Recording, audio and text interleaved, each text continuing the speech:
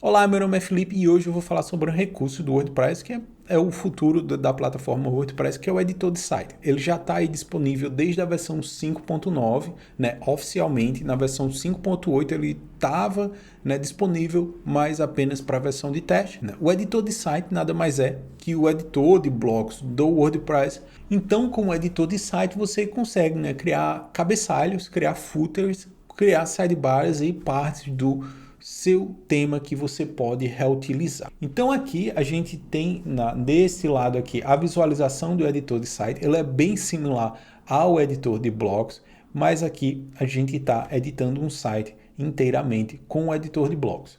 Com o recurso de edição completa, a gente consegue editar templates, a gente consegue editar partes de templates, a gente consegue definir o esquema de tipografia do site e o esquema de cores do nosso site.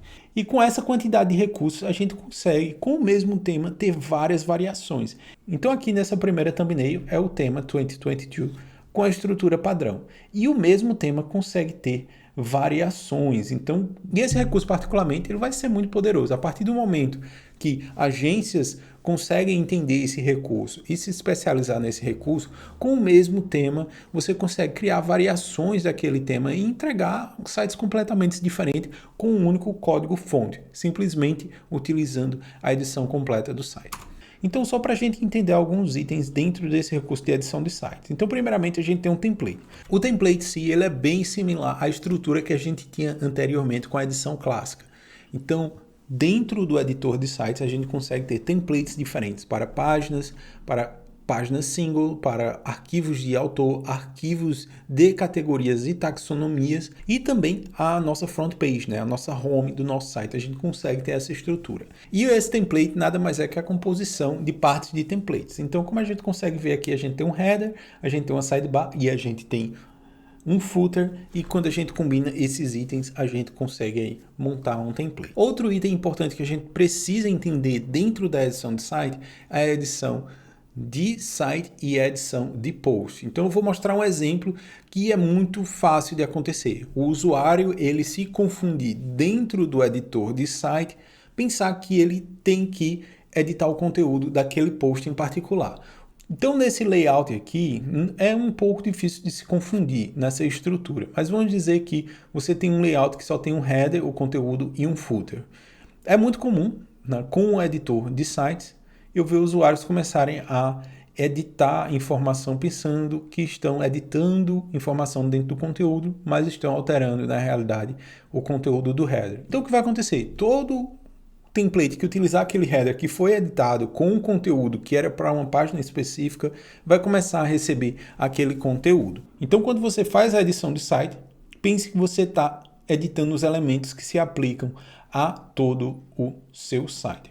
E quando você quiser alterar um conteúdo de uma página específica, você precisa ir dentro do editor de conteúdo. Então, no exemplo que a gente vai ter no próximo vídeo, isso vai ficar bem claro. Outro ponto também muito levantado durante o lançamento da edição completa de site foi a questão, né, Elementor e editor de site. Como é que esses itens vão sobreviver? O WordPress está querendo matar o Elementor? Como é que vai funcionar essa estrutura? Então, primeiramente, eu vou fazer essa comparação, né? Um versus o outro. Mas a gente vai ver mais para frente que eles não são a mesma coisa, certo? Então, só para a gente entender, né? O Elementor, ele não é o WordPress em si. O Elementor, ele é um plugin que é instalado dentro do WordPress e ele vai adicionar recursos que vai tirar a parte de edição do site e vai criar uma nova experiência de edição de página. Enquanto o editor de site é o WordPress em si, né? Não tem um plugin extra, não tem nenhuma ferramenta extra. Então, se a gente pensar nesses dois itens aí, um vai adicionar novos recursos, mas também vai dar uma carga maior dentro do seu site. O Elementor, por ele já ter aí um grande tempo dentro do mercado, ele é muito mais estável. Enquanto o editor de site, ele está na versão beta, né? Então ele não está na versão final. É um recurso em evolução. Continuando, o Elementor é uma estrutura fechada. Como assim é uma estrutura fechada? Quando você cria um conteúdo em Elementor, acredito que não tem uma opção de você migrar diretamente para um Beaver ou simplesmente converter. Eu não quero mais usar o Elementor, agora eu quero voltar para o editor de blocos.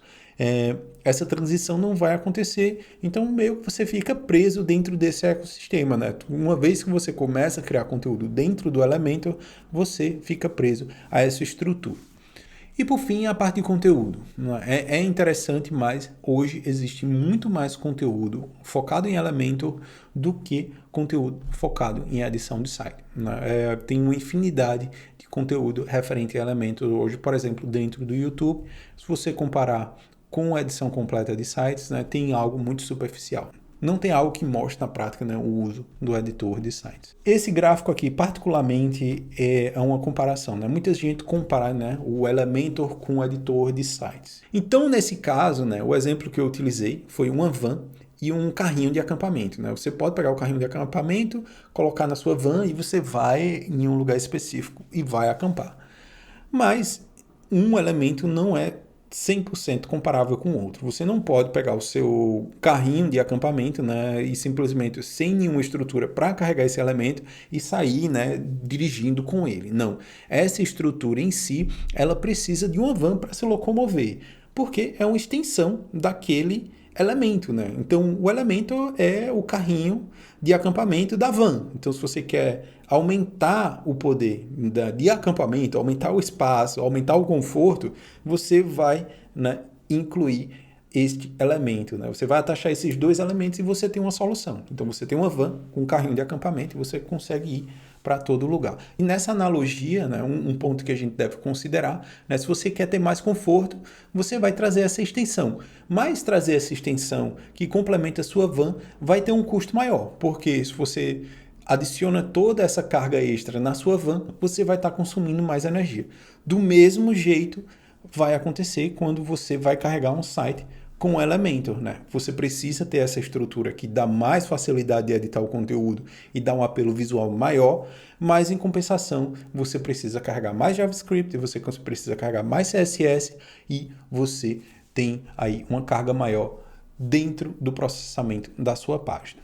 Então, minha conclusão é a seguinte, esses dois itens, eles não são diretamente comparáveis, mas eles têm funcionalidades que se cruzam. Então, por exemplo, você pode ter sua van e acampar sem a necessidade de ter o carrinho de acampamento lá, a extensão de acampamento. Nem sempre, todos os usuários precisam desse aparato, dessa estrutura para ir acampar.